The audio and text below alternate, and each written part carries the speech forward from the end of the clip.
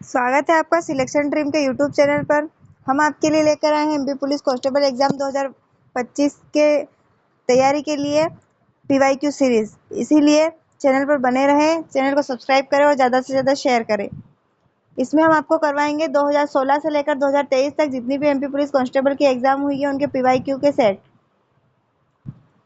इसी के साथ में हमारे चैनल पर संविधान के वीडियो की भी सीरीज चला रही है। जिसने वो नहीं देखी है वो भी देख ले, और जिसने पिछले वीडियो नहीं देखी पीवाईक्यू सीरीज़ की वो प्ले लिस्ट में जाकर पिछली वीडियो भी देख ले, क्योंकि पीवाईक्यू सीरीज़ आपके एग्ज़ाम के लिए बहुत ही हेल्पफुल होने वाली है। तो आइए देखते हैं, हम आज का पहला प्रश्न देखते हैं। निम्नलिखित में से कौन सा पुरस्कार नागरिक पुरस्कार के अंतर्गत नहीं आता है? तो इसका आंसर है परमवीर चक्र।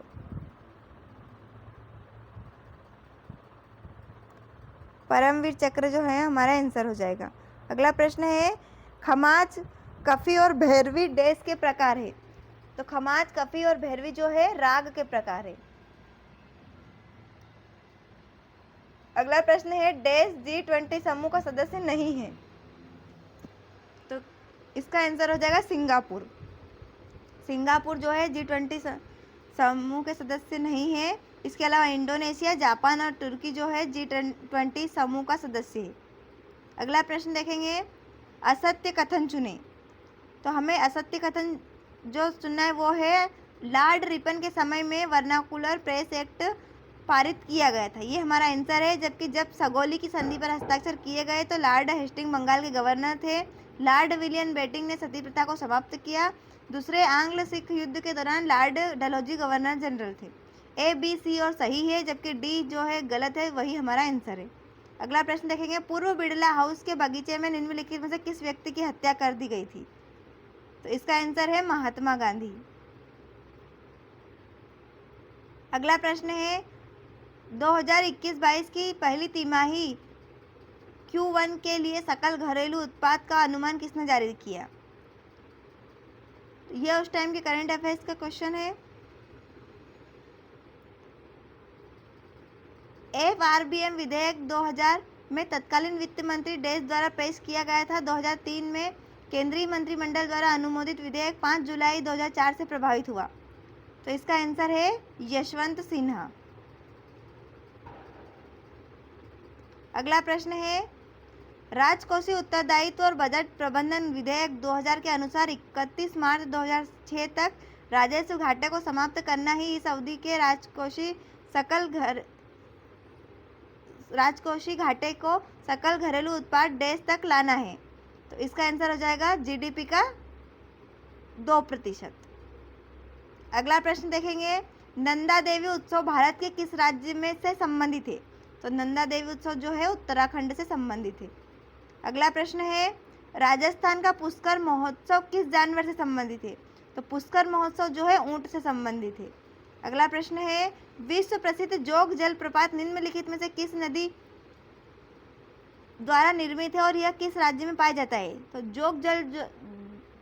जोग जलप्रपात जो है सरस्वती नदी पर द्वारा निर्मित है और यह कर्नाटक राज्य में पाया जाता है। अगला प्रश्न देखेंगे, निम्नलिखित में से किसने सिख धर्मगुरु में गुरुमुखी लिपि की शुरुआत की? तो ये की थी गुरु अंगद ने। अगला प्रश्न है, घाटे की वित्तीय व्यवस्था का अर्थव्यवस्था पर क्या प्रभाव पड़ता है? तो इसका आंसर हो जाएगा मुद्रा आपूर्ति में बढ़ोतरी। अगला प्रश्न है, उत्तर प्रदेश का डैश जिला जमुना और बेतवा नदी के संगम के ठीक ऊपर स्थित है? तो इसका आंसर है हमीरपुर। अगला प्रश्न है, चीनी मुक्ति संग्राम का नेतृत्व निम्नलिखित में से किसके द्वारा किया गया था? तो इसका आंसर है माओ जेडोंग। माओ जेडोंग। अगला प्रश्न है, कमलाज वे पुस्तक किसने लिखी? तो कमलाज वे पुस्तक लिखी थी डैन मोरेन ने। अगला प्रश्न है, अटल इनोवेशन मिशन के वर्तमान मिशन निदेशक कौन है? यह उस टाइम के करंट अफेयर्स का क्वेश्चन है। जल्द ही हम हमारे चैनल पर करंट अफेयर्स की सीरीज लेकर आएंगे, इसलिए चैनल पर बने रहें और चैनल को सब्सक्राइब जरूर करें। पुरानी जलोढ़ मिट्टी को अन्य किस नाम से जाना जाता है? तो पुरानी जो जलोढ़ मिट्टी है उसे जाना जाता है बांगर के नाम से। अगला प्रश्न है महामस्तकाभिषेक मेला किस राज्य में आयोजित होता है? तो ये होता है कर्नाटक में। अगला प्रश्न है हमारा चालिन्हो साहिब उत्सव किस समुदाय से संबंधित है? तो ये संबंधित है सिंधी समुदाय से। अगला प्रश्न देखेंगे डैश आकाशीय पिंडों और संबंधित घटनाओं का अध्ययन है? तो इसका आंसर है खगोल। अगला प्रश्न देखेंगे जब एक पिंड दूसरे पिंड की सतह पर लुढ़कता है तो उसकी गति का प्रतिरोध डैश कहलाता है? तो यह कहलाता है रोलिंग घर्षण। अगला प्रश्न देखेंगे निम्नलिखित को मिलाएं।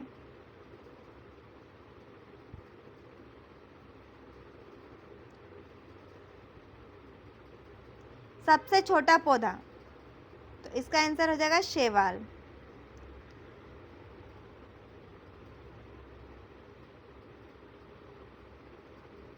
कवक, तो कवक हो जाएगा गैर हरा पौधा। और बैक्टीरिया जो है ई कोली। डी हमारा आंसर हो जाएगा। प्रश्न दिया हुआ है एक जानवर में कुछ ऐसी विशेषता होती है जो शरीर पर शल्क दिखाती है और वे गलफड़ों से सांस ले सकते हैं। यह जंतु कशेरुकी जंतुओं के किस वर्ग से संबंधित है? तो इसका आंसर हो जाएगा मछली। अगला प्रश्न है बायोस्फीयर रिजर्व के किस क्षेत्र में प्रायोगिक अनुसंधान संचालित है? इसका आंसर है बफर क्षेत्र। अगला प्रश्न देखेंगे इसमें निर्देश दिया हुआ है और अभिकथन को निर्देश दिया हुआ है कि अभिकथन और कारण को देखकर हमें आंसर देना है। अभिकथन दिया हुआ है प्रोटीन केवल शरीर के लिए स्वस्थ होते हैं, मस्तिष्क के लिए नहीं। कारण है मछली में पाए जाने वाले विटामिन और खनिज भी इसे एक आदर्श पौष्टिक भोजन बनाते हैं। तो इसका आंसर हो जाएगा ए असत्य है लेकिन आर सत्य है। अगला प्रश्न है धान की खेती के लिए निम्न में से कौन सी प्रथा का प्रयोग किया जाता है? तो इसमें किया जाता है ट्रांसप्लांटेशन। अगला प्रश्न है झीलों और पेड़ों पर पक्षियों के बीच संबंध किसका एक हिस्सा है? तो इसका आंसर हो जाएगा तालाब पारिस्थितिकी तंत्र।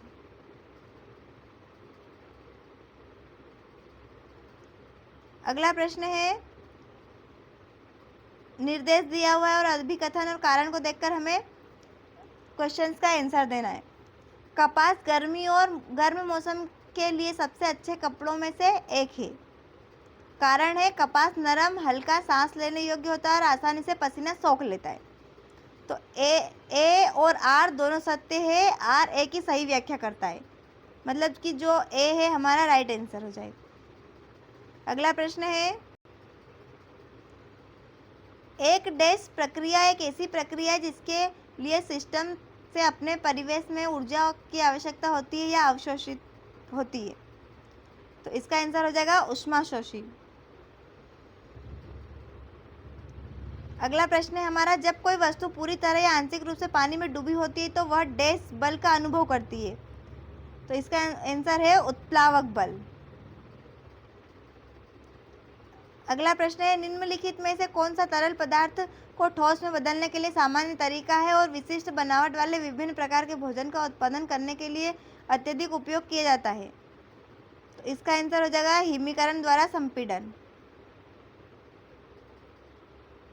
अगला प्रश्न है एक पौधों में मादा युग्मक निम्नलिखित में से किस भाग में बनता है? तो इसका आंसर हो जाएगा बीजांड। अगला प्रश्न है निम्नलिखित में से मानव शरीर की सबसे छोटी हड्डी कौन सी है? मानव शरीर की सबसे छोटी हड्डी है स्टेपिज। वीडियो का लास्ट क्वेश्चन देखते हैं पौधों में अगुणित और द्विगुणित दोनों कोशिकाएं डैश से विभाजित हो सकती है? ये विभाजित होती है माइटोसिस से। माइटोसिस हमारा आंसर हो जाएगा। अभी हमने जीके के 35 क्वेश्चंस देखे हैं। ऐसे ही प्रश्नों को देखने के लिए चैनल को सब्सक्राइब करें और शेयर करें। नेक्स्ट वीडियो में हम अगले सेट के 35 क्वेश्चंस करवाएंगे जो कि जीके और जनरल साइंस से होंगे, इसीलिए चैनल पर बने रहे। मिलते हैं अगले वीडियो में। धन्यवाद।